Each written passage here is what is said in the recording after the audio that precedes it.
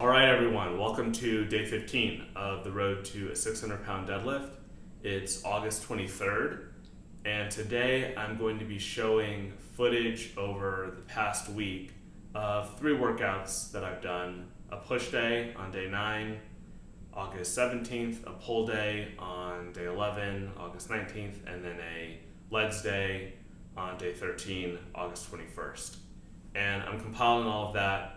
I'll show it in this video. And my goal is to show every single workout that I'm doing leading up to the 600-pound deadlift. So going forward, it may make sense for me to compile several different workouts in a single video. In this footage, I take a shot at a 500-pound deadlift just to see where my strength levels are at. So be sure to stick around for the pull day footage. Now, when I come back and recap, I'm also going to discuss body weight and the importance of body weight for powerlifting, as well as what powerlifters call leverages. These are really interesting topics, so be sure to watch the whole video. And with that said, let's get into the workouts. I'll see you all soon.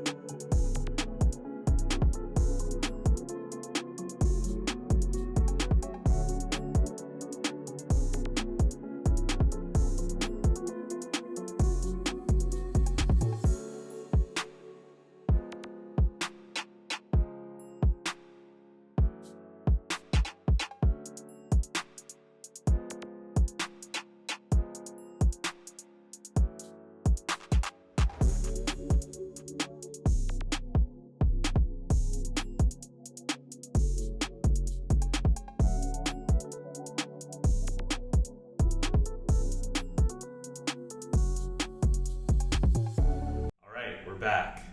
I did end up hitting the 500-pound deadlift that I teed up at the beginning of the video, so I'm happy with that. That said, it felt heavier than expected, and I think that's because the day I pulled it, I was weighing in at 178, 179, and I'll get into this, but your body weight plays an important role in your strength levels.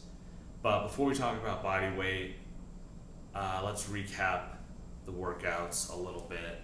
So on the push day, I started out with the overhead press, my compound movement, 5x5, using 75-pound dumbbells. Now on my push workout before day 9, I used 60-pound dumbbells for the overhead press. So as you can see, as we move into the prep, the weights are gonna increase, but that first week, the weights were especially low for me because I was just coming back.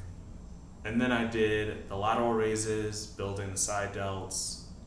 I did some flies at an incline, upper chest. And then I moved on to an incline press machine, maxed it out at 160 pounds, did 4 sets of 10. You won't often see me using a machine. I prefer free weights, and the reason I prefer free weights is because you have to use your core and all of these little stabilizing muscles to keep the weight in its proper path of motion. If the machine is fixing the motion path for you, then those stabilizing muscles in your core are not going to be activated in the same way. And then I just did some push-ups, 4 sets of 25, and that was the push day. Okay, next, pull day, day 11. I started out by working up to a 500-pound deadlift single. The point there was just to see where I'm at, test my limits a little bit. After that single, I moved on to the main portion of the deadlift workout, which was a 5x5 at 353 pounds.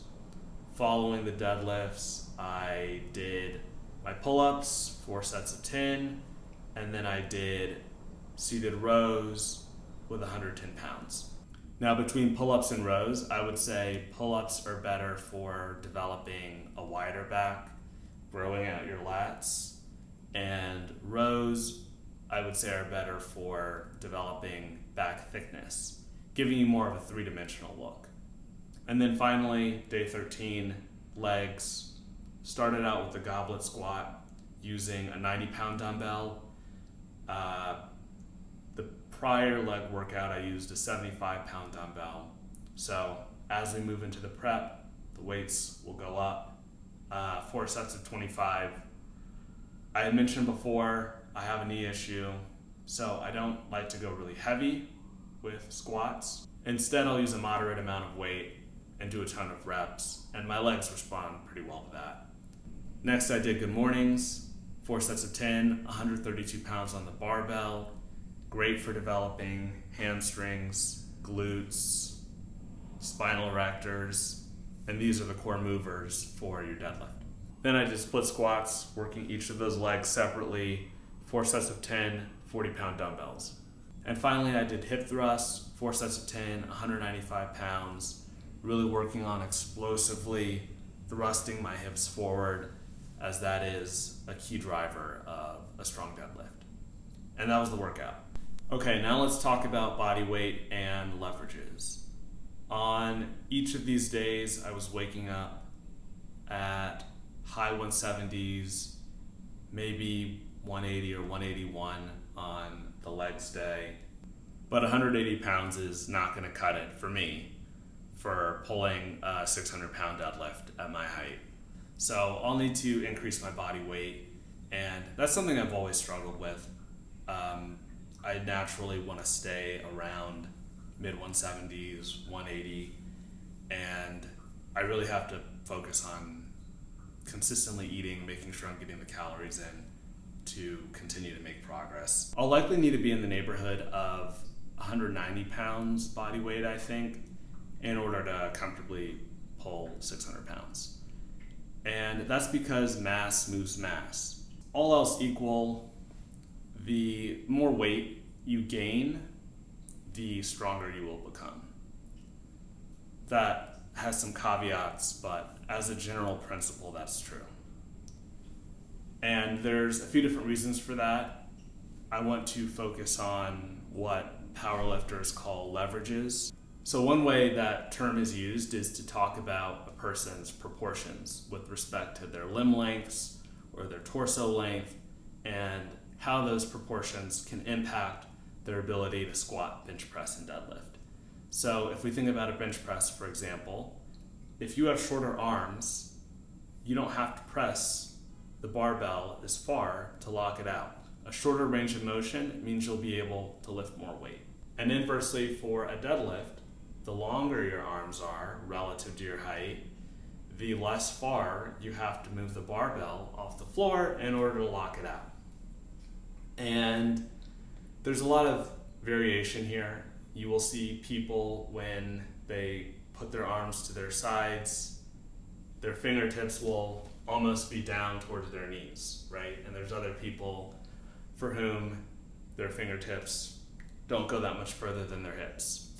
Now for a squat, it's helpful to have shorter legs relative to your height because that means, again, you don't have to move the barbell as far in order to hit parallel depth in the squat. So that's one sense of leverage. Now let's talk about the other sense that has more to do with body mass and how that's distributed. So let's take a bench press. If you're a really big person, whether it's fat or muscle, then again, you're not going to have to move the bar as far because your belly and your chest is going to stick out further. So you have a shorter range of motion and you'll be able to lift more weight. For a squat, if you've got really thick thighs, a ton of mass in your stomach, when you get into that squat position, all of that tissue is going to push up against itself, sort of like a spring, and recoil as you explode out of the squat, and you'll be able to lift more weight. Now for a deadlift, body weight isn't as advantageous from a leverages perspective as it is for the squat and for the bench press.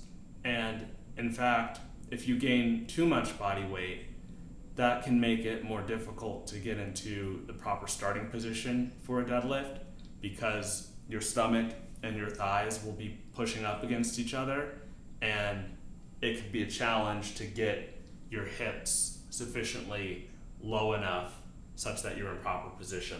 That said, for me, gaining weight is going to be important for improving my deadlift because at 180 pounds, I still have plenty of muscle tissue that I can grow.